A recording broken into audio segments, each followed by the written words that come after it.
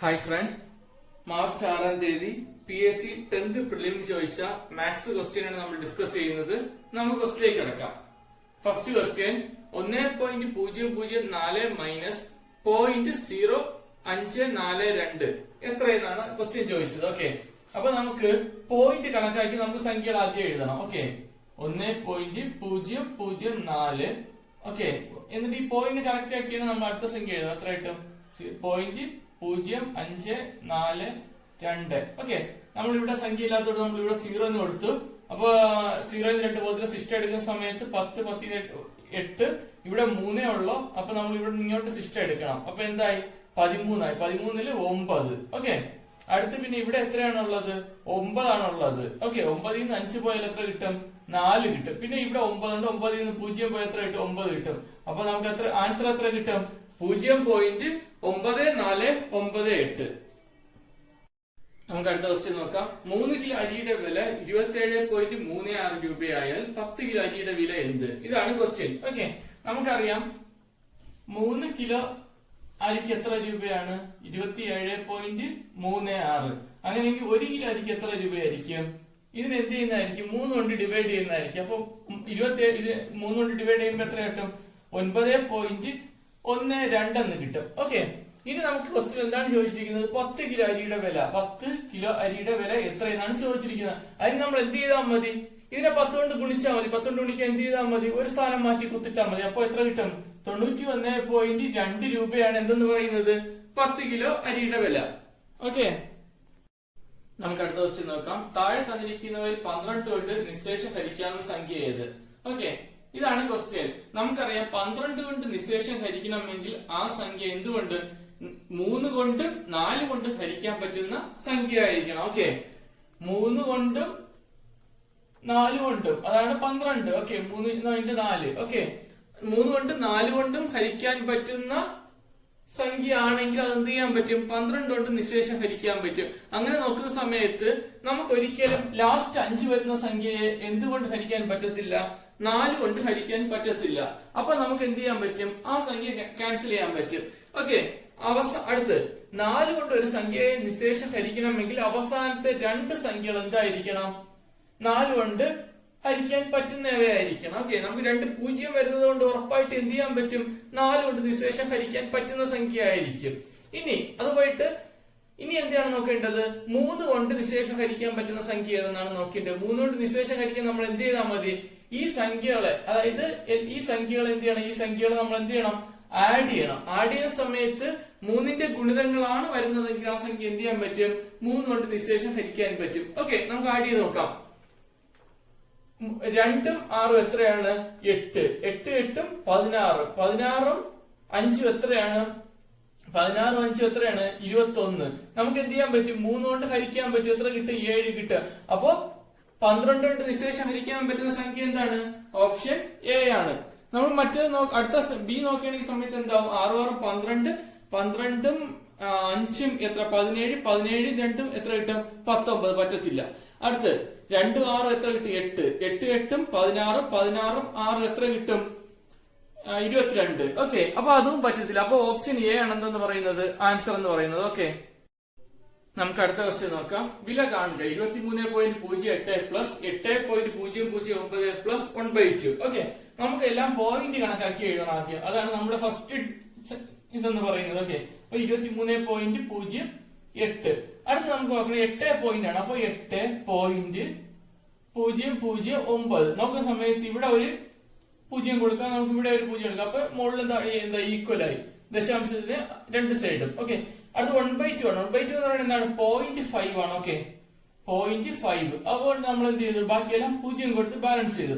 ഇനി എന്തിനാണ് ചെയ്യേണ്ടത്? എല്ലാം ആടാണ് ചെയ്യേണ്ടത്. ആഡ് ചെയ്യുന്ന സമയത്ത് 9 8 5 പോയിന്റ് 8 3 എത്ര കിട്ടും? 11 എന്ന് കിട്ടും. ഓക്കെ, സിസ്റ്റം 1 2 1 എത്രയെന്ന് കിട്ടും? 3. അപ്പൊ നമ്മുടെ ആൻസർ എത്രയാണ്?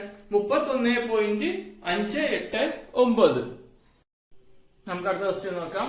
ഒരു നിശ്ചിത തുക എക്കും ബിക്കുമായി 3:27 എന്ന അനുപാതത്തിൽ വിഭജിച്ചാൽ ആകെ തുകയുടെ എത്ര ഭാഗമായിരിക്കും എക്ക് ലഭിക്കുക? ഓക്കെ, നമുക്കിവിടെ എന്താണ് തന്നിരിക്കുന്നത്? അവർ തമ്മിലുള്ള അനുപാതമാണ് തന്നിരിക്കുന്നത്. അപ്പൊ നമ്മൾ യഥാർത്ഥ വാല്യൂ നമ്മൾ നോക്കേണ്ട ആവശ്യമില്ല. അനുപാതത്തിൽ തന്നെ നമ്മൾ എന്ത് ചെയ്താൽ മതി, എത്ര ഭാഗം എന്നല്ലേ ചോദിച്ചിരിക്കുന്നത്. അപ്പൊ നമുക്കറിയാം എക്ക് എത്രയാണ്, 3 ഓക്കെ. ബിക്ക് എത്രയാണ് കിട്ടുന്നത്, 27 രണ്ടുപേർക്കും കൂടെ എത്രയായിരിക്കും കിട്ടുന്നത്, രണ്ടും കൂടെ ആഡ് ചെയ്യുന്നത് 27 + 3 എത്രയായിരിക്കും, 30 ആയിരിക്കും. അപ്പൊ അതിൽ മൊത്തം എന്ന് പറയുന്നത് എത്രയാണ്, 30. അപ്പൊ 30ൽ എത്രയാണ് എക്ക് ലഭിക്കുന്നത്, 3 ഭാഗം. ഓക്കെ, മൊത്തം എന്ന് പറയുന്നത് എത്രയാണ്, രണ്ടുപേർക്കും കൂടെ ഉള്ള അനുപാതം എന്ന് പറഞ്ഞാൽ 3:27 അപ്പൊ അത് രണ്ടും കൂടെ ആഡ് ചെയ്യുന്നതായിരിക്കും 30 ആയിരിക്കും എന്ത് ചെയ്യുന്നത്, എക്കും ബിക്കും കൂടെ ലഭിക്കുന്നത്. അതില് ഈ 30ലാണ് എത്ര ലഭിക്കുന്നത്, എക്ക് 3 ലഭിക്കുന്നത്. ഓക്കെ, അപ്പൊ ഇത് വെട്ടിപ്പോകുന്ന സമയത്ത് 10. ഓക്കെ, അപ്പൊ 1/10 അതായത് 10ൽ 1 ഭാഗമാണ് ആർക്ക് ലഭിക്കുന്നത്, എക്ക് ലഭിക്കുന്നത്. ഓക്കെ, നമുക്ക് അടുത്ത ക്വസ്റ്റ്യൻ നോക്കാം. ഏറ്റവും വലിയ ഭിന്നസംഖ്യ ഏതാണ്, അതാണ് ക്വസ്റ്റ്യൻ. നമുക്ക് 4 ഓപ്ഷൻ തന്നിട്ടുണ്ട്. ഇതിൽ നമ്മൾ നോക്കുന്ന സമയത്ത് നമുക്കറിയാം ഈ സംഖ്യകളുടെ ഡിഫറൻസ് എത്രയാണ്, 5. ഓക്കെ, അതുപോലെ തന്നെ ഈ സംഖ്യയുടെ ഡിഫറൻസ് എത്രയാണ്, 5. പക്ഷെ ഇവിടെ വരുമ്പോ 1, ഇവിടെ എത്രയാണ്, 1. ഓക്കെ, ഇത് നമുക്ക് ഫസ്റ്റ് ഈ രണ്ടിനെ എന്ത് ചെയ്യാം, കമ്പയർ ചെയ്യുന്ന സമയത്ത് എന്താണ് രണ്ടിന്റെയും ഡിഫറൻസ്, അതായത് മുകളിലത്തെ താഴത്തെ സംഖ്യയുടെ ഡിഫറൻസ് എന്താണ്, 5. അതുകൊണ്ട് അതിനെ നമുക്ക് കമ്പയർ ചെയ്യാൻ പറ്റും. അപ്പൊ ഇങ്ങനെ ഡിഫറൻസ് സെയിം ആയിട്ട് വരുമ്പോ എന്തായിരിക്കും, വലുത് വരുന്നതായിരിക്കും എന്തെന്ന് പറയുന്നത്, വലിയ സംഖ്യ എന്ന് പറയുന്നത്. അപ്പൊ ഇതിൽ നിന്ന് നമുക്ക് എന്ത് സെലക്ട് ചെയ്യാം, 77/82 വലുതെന്ന് സെലക്ട് ചെയ്യാം. ഇനി നമ്മൾ ഇത് നോക്കുന്ന സമയത്ത് എന്താണ്, ഡിഫറൻസ് 1. ഓക്കെ, അപ്പൊ ഇതിലും അതുപോലെ തന്നെ വലുത് ഏതാണ്, 18/19 എന്ന് പറയുന്നതാണ്. അപ്പൊ നമുക്ക് എന്ത് ചെയ്യാം, അതിന് ഡയറക്റ്റ് ആയിട്ട് എന്ത് ചെയ്യാം, 18/19 ആയിരിക്കും എന്ത് ചെയ്തത്, വലുത്. ഇനി നമുക്ക് ഇത് രണ്ടുമാണ് കമ്പയർ ചെയ്യേണ്ടത്. ഇത് കമ്പയർ ചെയ്യുന്ന സമയത്ത് എന്താണ്, ഈ 19നെ 77 കൊണ്ട് ഗുണിക്കുന്നതായിരിക്കും ഇവിടെ വരുന്നത്, 82നെ 18 കൊണ്ട് ഗുണിക്കുന്നതായിരിക്കും എന്ത് ചെയ്യുന്നത്, അവിടെ മുകളിൽ വരുന്നത്. ഓക്കെ, അപ്പൊ നമുക്ക് ഇവിടെ നമുക്ക് അല്ലാതെ നമുക്ക് അറിയാൻ പറ്റും. ഇവിടെ നോക്കിക്കോളണം, ഇവിടെ 77 19. ഓക്കെ, 19നെയാണ് എത്ര കൊണ്ട് ഗുണിക്കുന്നത്, 77 കൊണ്ട് ഗുണിക്കുന്നത്. പക്ഷെ ഇവിടെ നോക്കിക്കോളണം, ഇത് രണ്ടും തമ്മിലുള്ള വ്യത്യാസം 5 ഉണ്ട്. ഓക്കെ, അപ്പൊ ഇവിടെ 82നെയാണ് 18 കൊണ്ട് ഗുണിക്കുന്നത്. ഓക്കെ, അപ്പൊ ഉറപ്പായിട്ട് എന്തായിരിക്കും വലുത്, 18/19 ആയിരിക്കും. നമ്മൾ അല്ലെങ്കിൽ ഗുണിച്ച് നോക്കിയാലും നമുക്ക് എന്ത് തന്നെ കിട്ടും, ഈ സൈഡ് ഉള്ളത് തന്നെ വലുതെന്ന് കിട്ടും. അതായത് 77നെ 19 കൊണ്ട് ഗുണിക്കുന്നതിനേക്കാളും വലുതായിരിക്കും എന്ത് ചെയ്യുന്നത്, 82നെ 18 കൊണ്ട് ഗുണിക്കുന്നത്. അപ്പൊ ആൻസർ എന്താണ്, ഓപ്ഷൻ ഡി ആണ്. ഓക്കെ, നമുക്ക് അടുത്ത ക്വസ്റ്റ്യൻ നോക്കാം. ഒരാൾ ഓഫീസിലേക്ക് 35 km/h വേഗത്തിൽ പോകുന്നു. തിരിച്ച് വീട്ടിലേക്ക് 15 km/h വേഗതയിലും. 2 യാത്രകളും കൂടി 4 മണിക്കൂർ വേണ്ടി വന്നെങ്കിൽ അയാളുടെ ഓഫീസും വീടും തമ്മിലുള്ള അകലം എത്ര? അപ്പൊ ഒരാൾ എന്ത് ചെയ്യുന്നു, വീട്ടിൽ നിന്ന് ഓഫീസിലേക്ക് എത്ര km/h പോകുന്നു, 35 km/h. ഓക്കെ, തിരിച്ചെന്ത് ചെയ്യുന്നു, 15 km/h വേഗതയിലാണ് അയാൾ എന്ത് ചെയ്യുന്നത്, തിരിച്ചു വരുന്നത്. ഇങ്ങനെയാണെങ്കിൽ ഓഫീസ് വീടും തമ്മിലുള്ള അകലം എത്രയാണെന്നാണ് ചോദിച്ചിരിക്കുന്നത്. ഫസ്റ്റ് നമ്മൾ ഇതിൽ എന്താണ് കണ്ടുപിടിക്കേണ്ടത്, ആവറേജ് സ്പീഡ് ആണ് കണ്ടുപിടിക്കേണ്ടത്. ഓക്കെ, ആവറേജ് സ്പീഡ് എന്ന് പറയുന്നത് എന്താണ്, നമുക്കറിയാം 2ab ഡിവൈഡഡ് ബൈ എന്താണ്, a+b എന്ന് പറയുന്ന ഫോർമുലയാണ്. എ എന്ന് പറയുന്നത് ആദ്യത്തെ സ്പീഡ്, രണ്ടാമത്തെ സ്പീഡാണ് ബി എന്ന് പറയുന്നത്. ഓക്കെ, ഇത് കൊടുക്കുന്ന സമയത്ത് എത്ര കിട്ടും, 2 × 35 × എത്രയാണ്, 15 ഡിവൈഡ് ബൈ 35 + 15 എത്രയാണ്, 50. ഓക്കെ, അപ്പൊ നമുക്ക് ഇത് വെട്ടി പോകുന്ന സമയത്ത് ഇതെന്ത് ചെയ്യും, 5 കൊണ്ട് വെട്ടുന്ന സമയത്ത് ഓക്കെ ഇവിടെ 10 കിട്ടും, ഇത് എത്രയാവും, 3 ആവും. ഇതിനെ നമുക്ക് എത്ര 2 കൊണ്ട് വെട്ടാം, 5 കിട്ടി. ഈ 5 ഇതും വെട്ടു പോകുന്ന സമയത്ത് എന്താ കിട്ടി, 7 കിട്ടും. 7 3 എത്രയെന്ന് കിട്ടും, 21 km/h ആണ് എന്തെന്ന് പറയുന്നത്, ആവറേജ് സ്പീഡ് എന്ന് പറയുന്നത്. ഈ ആവറേജ് സ്പീഡിൽ എത്ര മണിക്കൂർ സഞ്ചരിച്ചു, 4 മണിക്കൂർ സഞ്ചരിച്ചപ്പോഴാണ് അയാൾ എന്ത് ചെയ്തത്, ഓഫീസിൽ പോയിട്ട് തിരിച്ച് വീട്ടിൽ വന്നത്. അപ്പൊ ഓഫീസിൽ നമുക്കിപ്പോ ആവറേജ് സ്പീഡ് കിട്ടി. ആവറേജ് സ്പീഡിൽ അയാൾ 4 മണിക്കൂർ യാത്ര ചെയ്തു.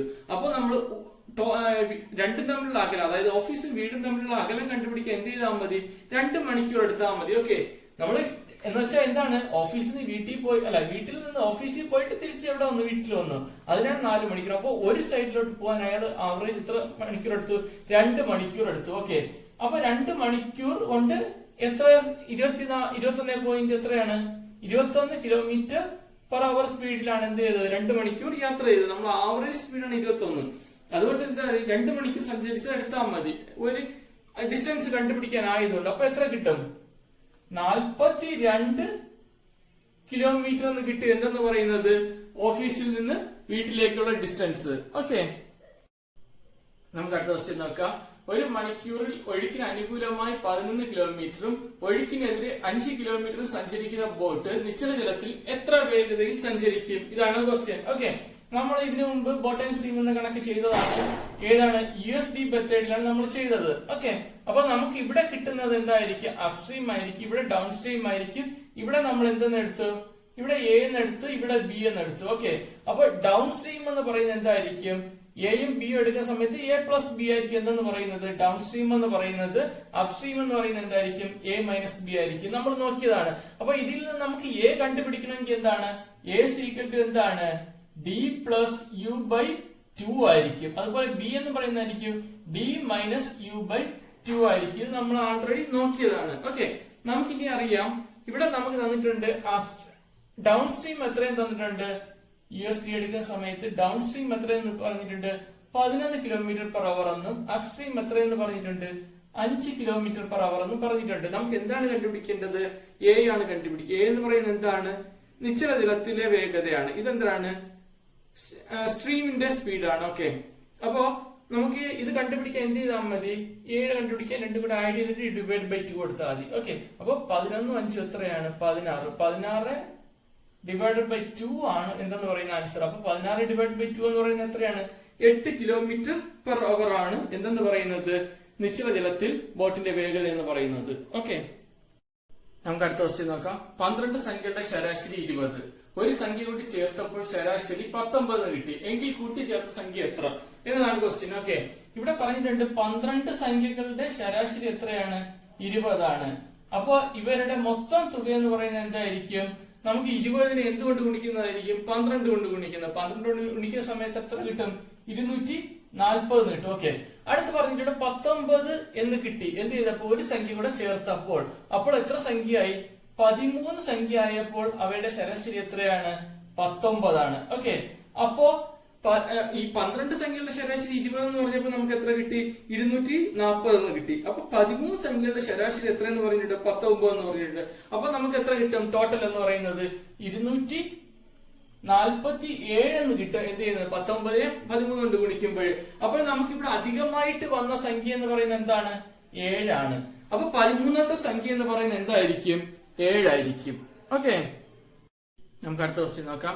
ഒരു കച്ചവടക്കാരൻ ഒരു ക്ലോക്കിൽ 20% ഡിസ്കൗണ്ട് അനുവദിച്ച ശേഷം വീണ്ടും 10% ഡിസ്കൗണ്ട് കൂടി അനുവദിച്ചു. ഈ ക്ലോക്കിന് 108 രൂപയ്ക്ക് വിറ്റാൽ അതിന്റെ പരസ്യ വില എത്ര? ഇതാണ് ക്വസ്റ്റ്യൻ. അപ്പൊ നമുക്ക് എന്ത് ചെയ്യാം? പരസ്യ വില നമുക്ക് X എന്ന് എടുക്കാം. ഓക്കെ, എന്നിട്ട് അയാൾ എന്ത് ചെയ്തു? ഇതിന് എത്ര ശതമാനം ഡിസ്കൗണ്ട് ആണ് കൊടുത്തത്? 20.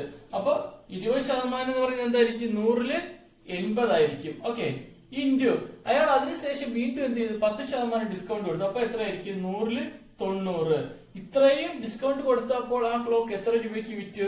108 രൂപയ്ക്ക് വിറ്റു. ഓക്കെ, ഇത് മനസ്സിലായല്ലോ. ഇത് പരസ്യ വിലയാണ്. അതിന് 80%, അതായത് 20% ഡിസ്കൗണ്ട് കൊടുത്തു. അതായത് 80% രൂപയ്ക്ക് വിറ്റു. വീണ്ടും 10% ഡിസ്കൗണ്ട് കൊടുത്തു. അതായത് എന്താണ്? 90% വിലക്ക് വിറ്റു. അപ്പോൾ അയാൾക്ക് എത്ര രൂപ കിട്ടി? 108 രൂപ കിട്ടി. എനിക്ക് ഈ പരസ്യ വിലയാണ് കണ്ടുപിടിക്കേണ്ടത്. നമുക്കറിയാം ഈ 2 പൂജ്യവും ഈ പൂജ്യവും ക്യാൻസൽ ആയി പോകും. ഓക്കെ, 9 കൊണ്ട് വെട്ടുന്ന സമയത്ത് ഒരു പ്രാവശ്യം, 18ൽ 2 പ്രാവശ്യം. ഓക്കെ, 12 ആയി. ഇനി ഇതിനെ എന്ത് ചെയ്യാം? വെട്ടുന്ന സമയത്ത് 3, 8നെ എത്ര പ്രാവശ്യം? 2 പ്രാവശ്യം. ഓക്കെ, അപ്പൊ നമുക്ക് എത്രയെന്ന് കിട്ടും? 300/2 എന്ന് കിട്ടും. അപ്പൊ പരസ്യവില എത്രയാണ്? 150 രൂപയാണ് എന്ത് ചെയ്തത്? അയാള് പരസ്യവില, അതിന്റെ അതായത് ആ ക്ലോക്കിന്റെ പരസ്യവില എന്ന് പറയുന്നത്. ഓക്കെ, നമുക്ക് അടുത്ത ക്വസ്റ്റ്യൻ നോക്കാം. സംഖ്യാശ്രേണിയിലെ വിട്ടുപോയ സംഖ്യ പൂരിപ്പിക്കുക. അതാണ് ക്വസ്റ്റ്യൻ. നമുക്ക് തന്നിട്ടുണ്ട് 2, 3, 5, 7, 11. ഇത് നമുക്ക് ഒറ്റ നോട്ടത്തിൽ തന്നെ കണ്ടാൽ അറിയാം ഇതെന്താണെന്നുള്ളത്. പ്രൈം നമ്പർ ആണെന്നുള്ളത്. പ്രൈം നമ്പർ അല്ലെങ്കിൽ മലയാളത്തിൽ എന്തെന്ന് പറയും? അഭാജ്യ സംഖ്യകൾ എന്ന് പറയും. ഈ പ്രൈം നമ്പർ എന്ന് വെച്ചാൽ എന്താണ്? ഒരു സംഖ്യയുടെ ഘടകങ്ങൾ ഒന്നും അതേ സംഖ്യയും മാത്രം വന്നാൽ എന്തായിരിക്കും? അതൊരു പ്രൈം നമ്പർ ആയിരിക്കും. ഓക്കെ, അപ്പോ നമുക്കറിയാം 2, 3, 5, 7, 11. അടുത്ത പ്രൈം നമ്പർ എന്താണ്? 13. ഓക്കെ, അപ്പൊ ഈ സംഖ്യാ ശ്രേണിയിലെ ആൻസർ എന്താണ്? അടുത്ത സംഖ്യ എന്ന് പറയുന്നത് എന്താണ്?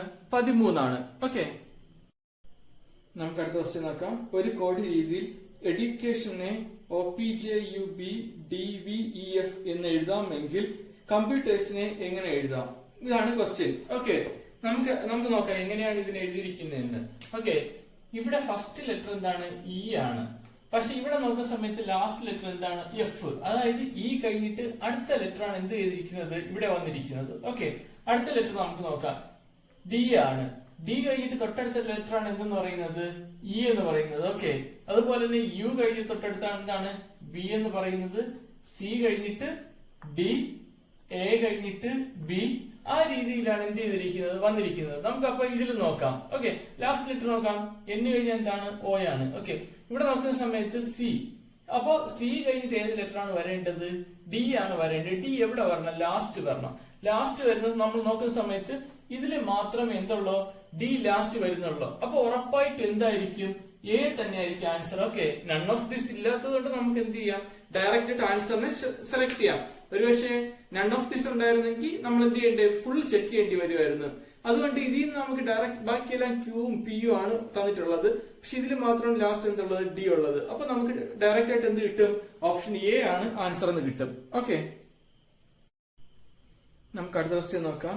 എ സീക്വൽ ടു അധികം, ബി സീക്വൽ ടു ന്യൂനം, സി സീക്വൽ ടു ഗുണനം, ഡി സീക്വൽ ടു ഹരണം ആയാൽ 18 സി 14 എ 6 ബി 16 ഡി 4ന്റെ വില എന്ത്? ഇതാണ് ക്വസ്റ്റ്യൻ. ഓക്കെ, അപ്പൊ നമുക്ക് സബ്സ്റ്റിറ്റ്യൂട്ട് ചെയ്യാം. എന്താണ്?